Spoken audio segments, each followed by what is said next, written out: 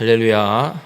오늘 고린도전서 3장 16절에서 17절까지 말씀을 함께 봤습니다. 오늘 본문에서 사도 바울은 하나님의 성전이 거룩한 것처럼 교회도 거룩해야 하고 사역자 그리고 성도들도 그 거룩을 지켜가야 함을 오늘 분명하게 선언하고 있습니다. 거룩한 하나님의 성전을 더럽히는 자는 하나님이 멸하신다라고 오늘 분명하게 선언하고 있습니다. 오늘 이 말씀을 통해서 우리 모든 성도님들의 삶이 거룩을 온전히 지켜가는 귀한 축복의 삶이 되시길 주님의 이름으로 축원합니다. 성전이 거룩한 이유는 하나님이 성전 가운데 임하고 계시고 임재하시기 때문에 거룩한 것입니다. 그리고 교회는 그 하나님의 성전된 사람들이 교회이고 그리고 하나님이 역사하시고 성령이 운행하시기 때문에 교회가 성전이 되는 겁니다. 오늘 이 고린도 교회 안에도 성령이 운행하고 있습니다. 1장에서 바울이 분명하게 선언한 것처럼 은사가 부족함 없이 풀어지고 있었고 모든 언변과 또 모든 지식, 이 성경에 대한 지식까지도 풍족하게 풀어지고 있었던 곳이 고린도 교회입니다. 그래서 고린도 교회는 누가 봐도 성령의 역사가 분명하게 일어나고 있기에 이 고린도 교회는 하나님이 임재하고 계시는 하나님의 거룩한 성전임을 우리는 분명하게 깨달을 수 있습니다. 그러면 우리에게도 과연 우리도 교회가 맞는가? 하나님이 임재하시는 성전이 맞는가라는 궁금증 혹은 의문이 생길 수도 있습니다. 여러분, 바울이 지금까지 끊임없이 이야기하고 있는 것처럼 우리가 복음을 믿어 구원받은 하나님의 백성이 되는 것, 우리가 예수 그리스도를 믿을 수 있는 것 또한 하나님께서 우리에게 성령을 부어주셔서 복음이 들릴 때 깨닫게 하시고 그 복음을 믿게 하신 것이 하나님의 은혜이고 하나님의 역사입니다. 우리가 예수 그리스도를 믿어 구원받은 자로 살아가고 있다면, 예수 그리스도를 믿고 있다면 성령께서 내 안에 역사하고 계신 겁니다. 성령의 역사가 아니고서는 복음을 믿을 수 없기 때문에 그렇습니다. 그래서 우리도 동일하게 오늘 바울이 이야기하고 있는 것처럼 고린도 교회를 향해 이야기하고 있는 것처럼 우리도 하나님이 임재하고 계시는 성령께서 운행하고 계시는 하나님의 거룩한 성전된 삶임을 그런 자임을 잊지 마시길 바랍니다. 그래서 여러분의 삶이 하나님의 거룩한 성전으로서 그 거룩을 온전히 지켜갈 수 있는 그런 축복의 삶이 되시길 주님의 이름으로 축원합니다. 그러면서 17절에 이런 이야기를 합니다. 누구든지 하나님의 성전을 더럽히면 하나님이 그 사람을 멸하시리라. 여러분, 성전을 더럽힌다는 건 쓰레기 갖다 버리는 이런 이야기가 아닙니다. 예배당에 쓰레기 갖다 놓는 건 교회를 더럽히는 게 아니라 성전을 더럽히는 게 아닙니다. 오늘 바울이 이야기하고 있는 건 우리 성전된 우리의 삶을 하나님의 말씀, 하나님의 뜻대로 살아가지 않고 내 생각, 세상 지혜를 갖고 와서 세상 철학을 갖고 와서 그 교회를 덮어버리고 분파를 만들어 분쟁하게 하는 것, 이것이 하나님의 성전을 더럽히는 겁니다.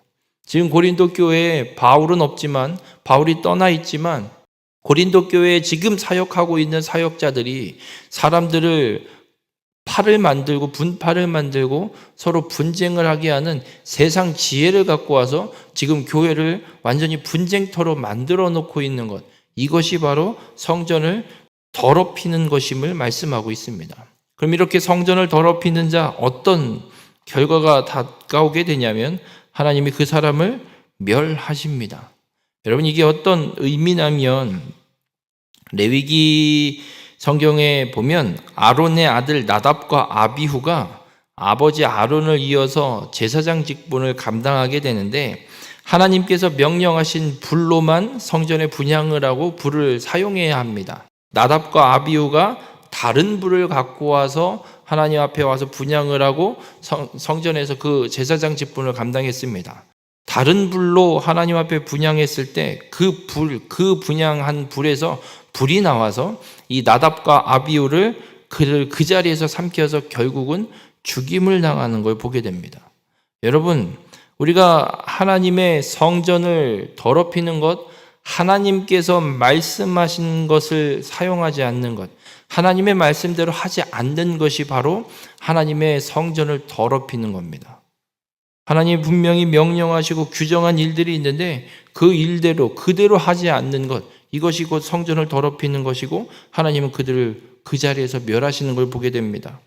또 사무엘상에 가면 엘리 제사장이 나옵니다. 엘리 제사장의 아들들이 홈니와 비느하스가 있는데 엘리가 이제 나이가 많이 들어서 이 두 아들이 제사장 직분을 감당하는데 이들은 어떻게까지 하냐면 하나님께 제사를 드리기 위해서 갖고 온 제물을 하나님 앞에 드리기도 전에 삶기도 전에 그 규례에 따라서 처리도 하기 전에 날고기를 갖고 오라고 해서 뺏어다가 탈취해서 자기 시인이 먹는 모습들이 성경에 기록되어 있고 그리고 회막문에서 수종드는 여인들과 동침하는 간음을 또 이들이 하는 걸 성경을 통해 보게 됩니다.